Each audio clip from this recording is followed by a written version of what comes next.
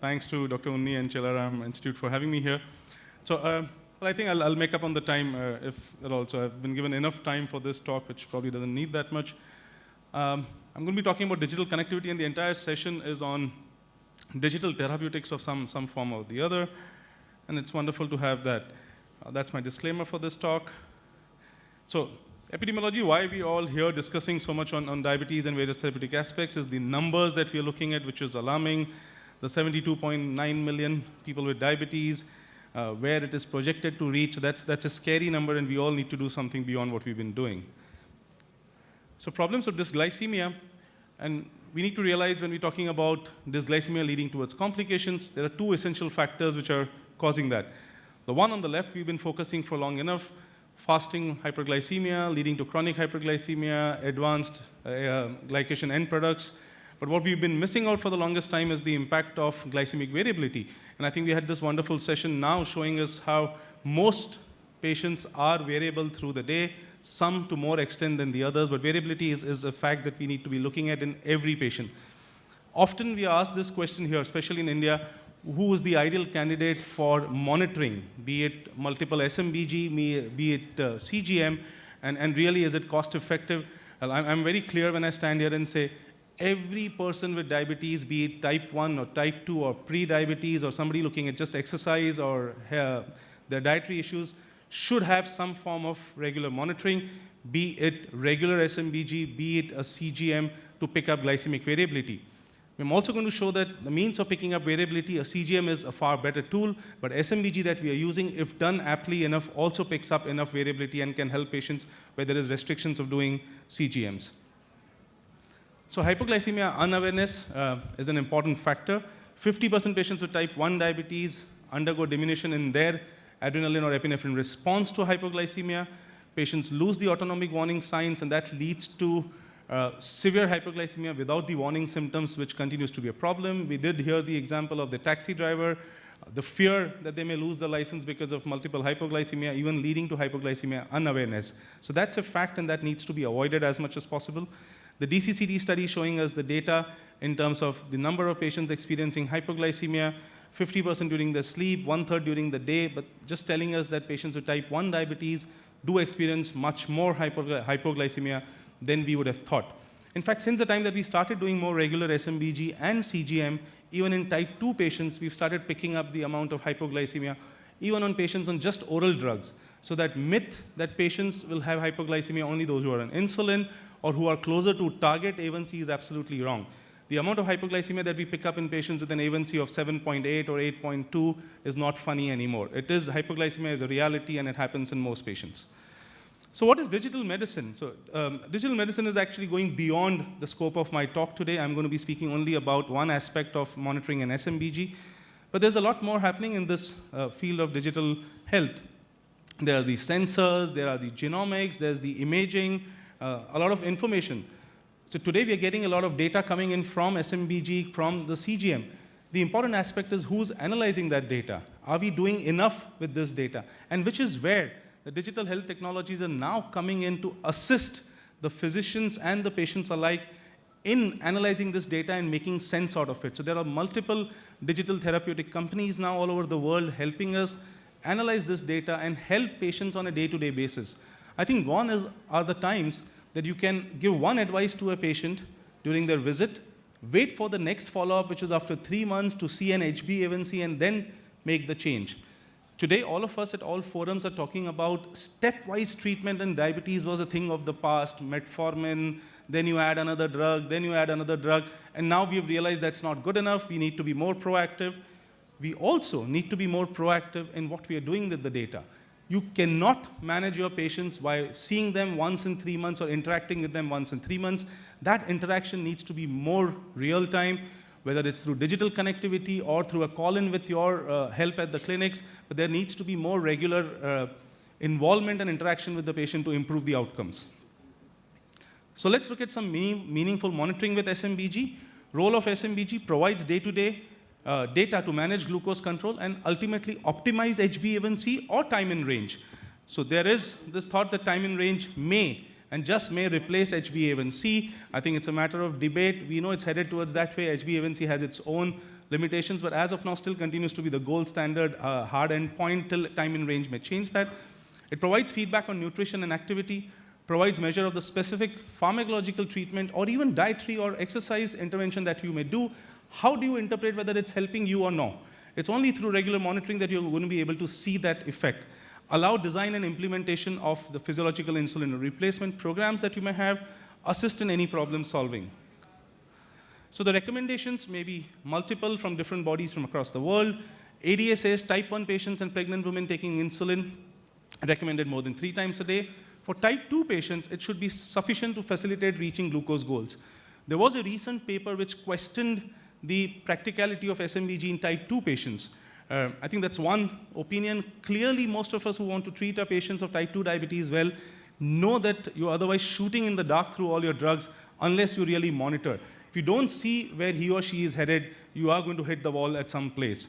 The American Association of Family Practitioners also has its recommendations. Type 2 diabetes patients using MDI, using 3 injections a day, should be checking thrice a day. Those who are on oral agents, not achieving their A1C 2 to 4 times per day. So you can have your own means of adapting, but essentially SMBG, those who are on insulin, probably required. Those on orals experiencing hypoglycemia or suspected hypoglycemia or not reaching to target in spite of your best efforts, recommend SMBG on a more regular basis. So the current methods of SMBG recording are more conventional. This is what happens, manual filling of logbooks.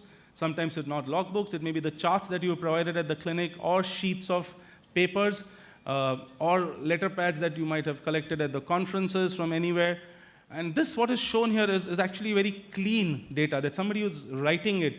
I know, and all of you are aware that we've seen the worst. We've seen paper pieces coming out of the purses with a dead fly, with food stains, with things that you don't want to touch or even look at, and most reactions will be, that's fine. You have seen the data, just keep that away, and we are happy with that.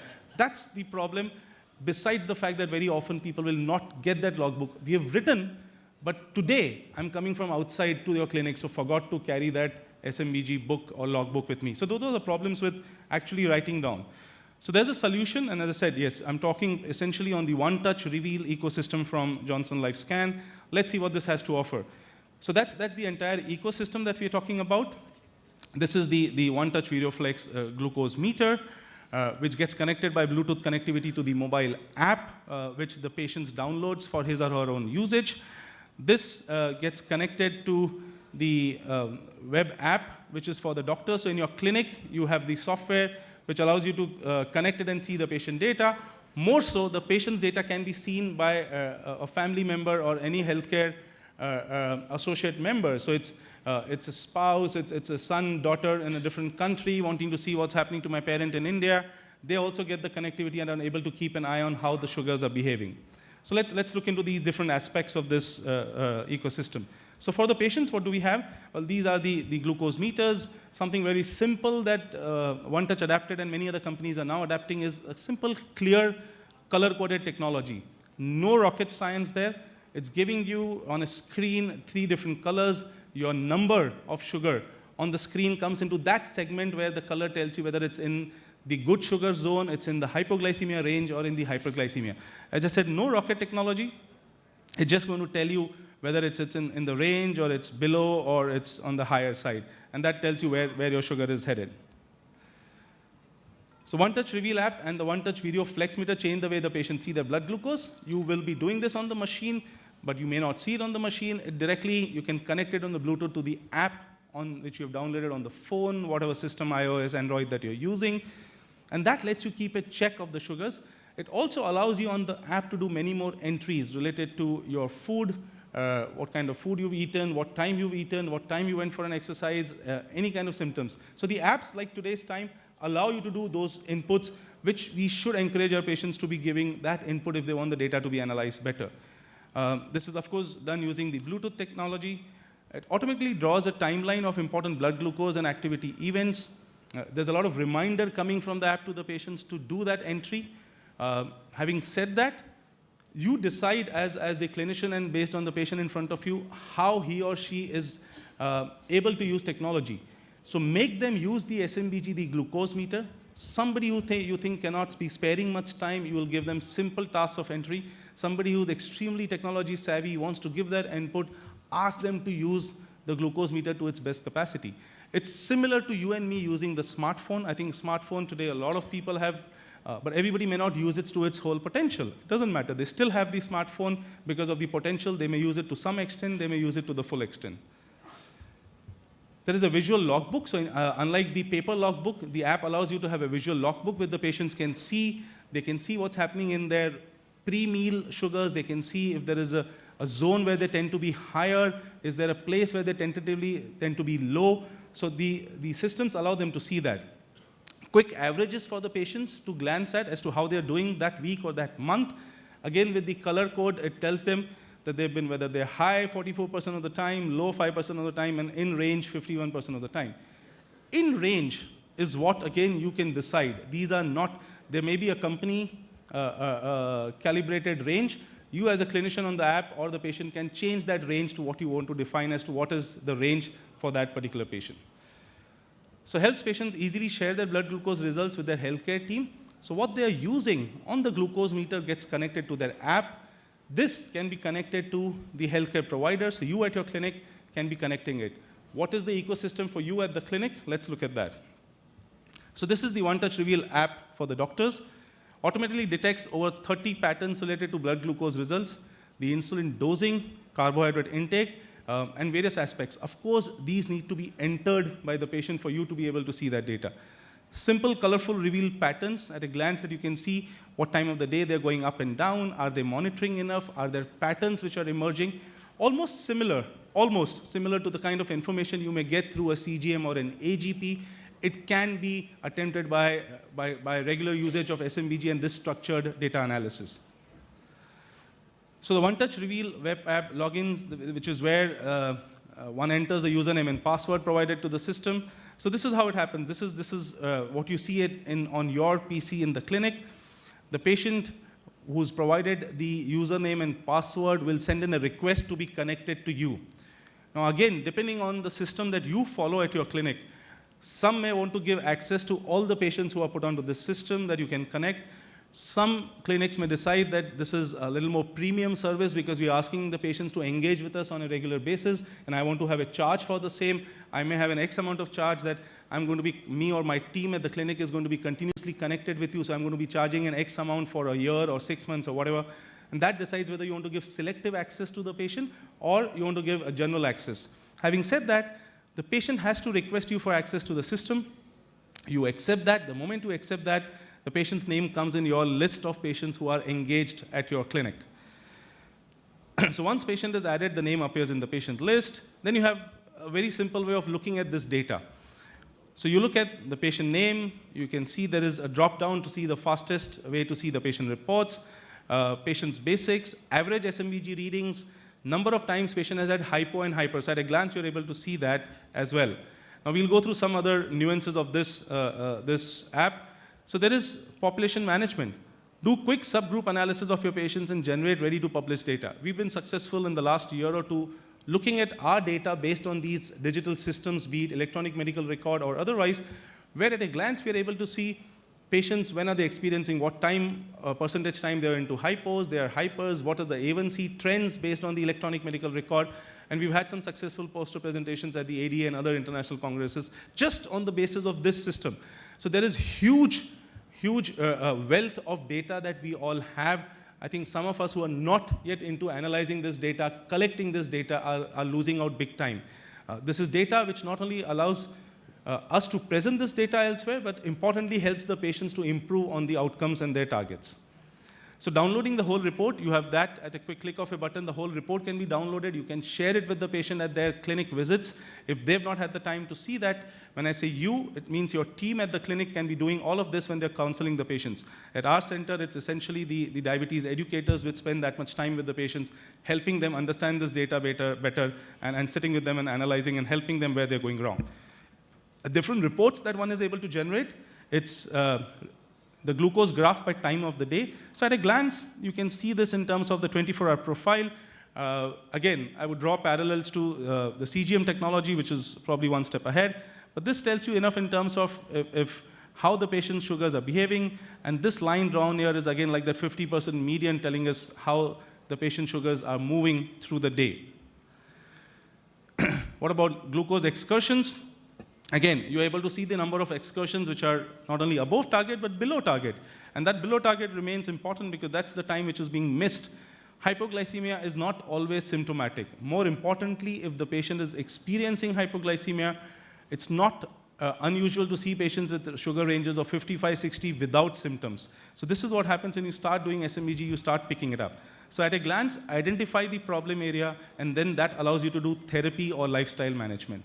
There are comparative statistics that you can compare. As I said, multiple reports, which in the paucity of time that you may have, this is best left to the educators who are trained to spend time with the patients. Again, every patient that is on SMBG and visiting your clinic might not require all of this. So which is where you analyze that which patient requires that help. Probably patients who are younger, more involved in their care, sometimes even those who are elderly by age, but still prone to using technology and want to know more about their diabetes. Definitely people with gestational diabetes, I think we spend a lot of time, and most of our GDMs are on this glucose meter monitoring and the app for us to try and improve and have better regular connectivity. So patterns of highs and lows can be identified to help where they're going wrong. And then that's the digital visual logbook, which is stain-free, dead insect-free, and available at the click of a button. So patient need not have gotten it. They might not even carry their glucometer to see you. Their app, that time they may have connectivity issues. There's not enough network, like most of us are facing in this hotel, issues with network. But it will not open. But at your clinic in the system, you're able to see and download that. And patient may call you and said, I'm coming from outside. I don't have anything with me. That's fine. Just come to the clinic. My electronic medical record shows everything that you've been doing. My one-touch reveal ecosystem is going to show me your entire monitoring. So you need not worry about carrying your stuff with you through the day before the doctor's visit. Different reports available. Now this is which also makes it interesting. So you have the option of looking at patient summary, excursion analysis, adherence, integrated data logbook. So what I showed you earlier is a logbook. So you can choose how much time you want to spend with the patient. Very often I may be using just one or two of these with each patient, essentially the logbook and the patient summary, and leaving the rest where the patients require more involvement with the diabetes educators to spend more time. The managing the clinic tab. So it's again something which you can share with your paramedics at the clinic. You as a doctor will have limited time, more so in India, the numbers that we see. So you start delegating these responsibilities to others in the team. Somebody else can be the clinic manager looking at all this data, analyzing the data, and keeping reports ready before the patient's visit in the interest of time there, so that you are able to already interpret and infer from this data and then share with the patient. So delegate the responsibilities and create users for managing patients. Now this is how a logbook would look at in terms of spreads across, and I'm showing some data from our clinic system. The earlier one were more of the company slides. So this is for a gestational diabetes patient who's monitoring the sugars and putting down the numbers at various times of the day, be it before breakfast, 2 hours after breakfast, before lunch, after lunch, and so on and so forth. Then this is data from a type 2 diabetes patient. Well, clearly we can see that in spite of our advice, the number of times that a typical type 2 diabetes patient monitors tends to go down as compared to a GDM patient or a patient with pregnancy who's far more involved in the care. This is again a type 1 diabetes patient who's been asked to monitor. With somebody monitoring to this extent, let's understand this today, that these patients are giving us enough data to look at their glycemic variability. AGP, that we had a complete session and workshop on, is a software which analyzes the glucose data, currently owned only by Abbott and used only for Abbott products. Hopefully in the future, like any other software, this becomes available for other systems to use. And you may be able to use an AGP for an SMBG data or other CGM providers and be able to see that beautiful thin serpentine line in most of our patients with minimal variability. So to come to the end and the crux of my talk, and as I said, I'll make it much before time to have some discussions here. Better decision support is equal to better patient outcomes. The conventional way of how we've been doing things hasn't helped. The statistics tell us that even in the most developed healthcare nations, the number of patients achieving target A1C is less than 40%.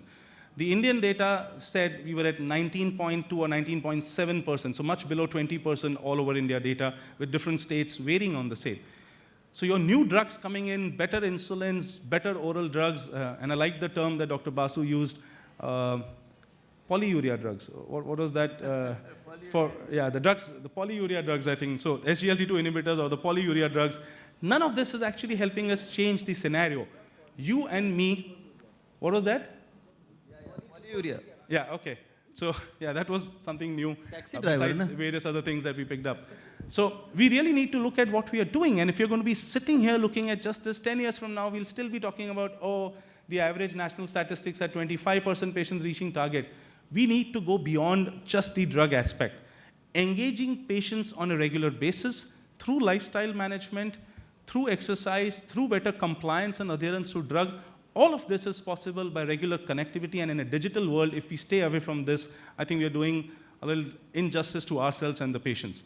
So better clinical decision support, insightful actionable data, thoughtful touch points, better adherence from the patients, all of this leading to smarter reports that we can share with the patients, better conversations, hopefully landing up with better A1C, better time in range, and lesser complications for our patients with diabetes. So to summarize my talk, friends, seamless wireless transmission of blood glucose results with the One-Touch Reveal mobile app and One-Touch VarioFlex meters.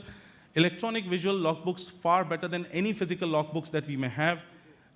Color show technology, a simple thing, but lets patients understand whether that value of 170 is in target or above target. Sometimes they may have their own interpretations. Ability to share the data. So the data is of no use, and that's what we talk to the patients. Patients will say, we checked, but doctor, we did not write. The commonest thing, we have checked, but we've not written anywhere or forgotten. It's of no use. If you don't get that data to us, I'm not able to help you. So the ability to share the data, not only with the doctor, but also with the other healthcare partners, be it a family member or somebody else sitting anywhere in the world, I think that's great. It allows patients to provide their doctors with the blood glucose data in between the visits. So your conventional 3-month visits, I think we're done with that. It's not going to help. When doctor sets up a clinic code and patient links to that account, this creates an opportunity to share the data between the caregivers. Facilitated improvement, patient engagement through technology, I think is the new mantra for all of us. Thank you so much. Gives me an opportunity to invite all of you for Challenges in Diabetes in Mumbai on 19th to 21st April. Hope to see many of you there at this next national conference. Thank you so much for that.